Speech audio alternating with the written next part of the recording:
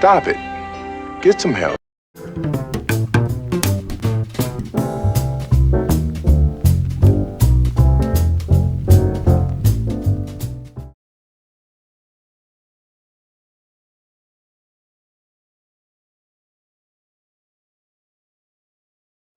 So what are we looking at here? What we are observing, plain and simple, is human survival, manifested as classic compensatory actions. So what are compensatory actions and why do we do them? Compensatory actions are modifications in our biomechanics which can be either musculature or positional, and these occur as a result of chronic or acute stress. Now, since no one muscle is responsible for creating a given movement, identifying the cause of compensation is challenging, let alone correcting it. So why does belly rack happen? Well, we need first to examine all the unique demands of double bell work, because belly rack can be either a direct or indirect effect. That is to say, is the musculature affecting the position, or is the position affecting the musculature? Needless to say, the qualities of muscle tissue, such as plasticity, force output, and resistance to fatigue, they work in concert with technical efficiency. Good technique and position prevents premature fatigue due to overcorrections and tissue trauma, and flexibility in the shoulders, elbows, hip flexors, and knees permits optimal alignment. Of course, center of mass, body proportions, and joint morphology all fit into the structural paradigm as well.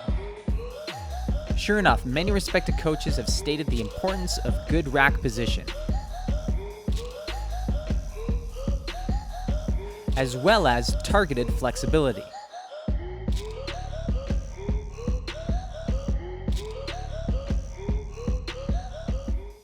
So are we getting closer to the why of belly rack? Well, I'm always of the opinion that if you want the straight dope, you gotta go to the source. So I asked the athletes.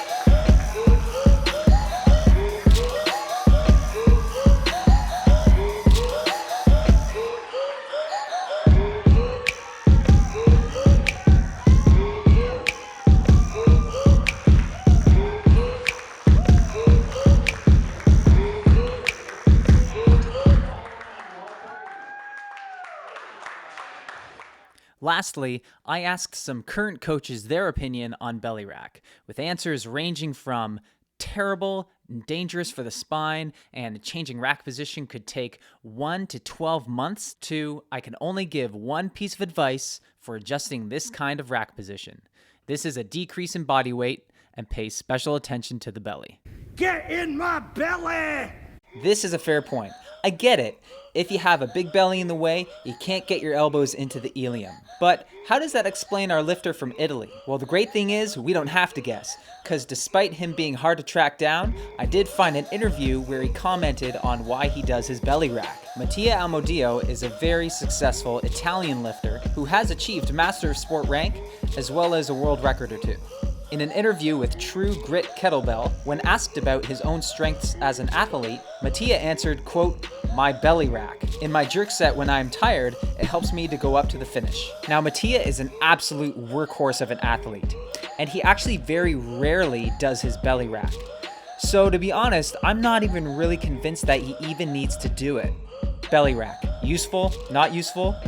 Just one more great debate for the kettlebell world.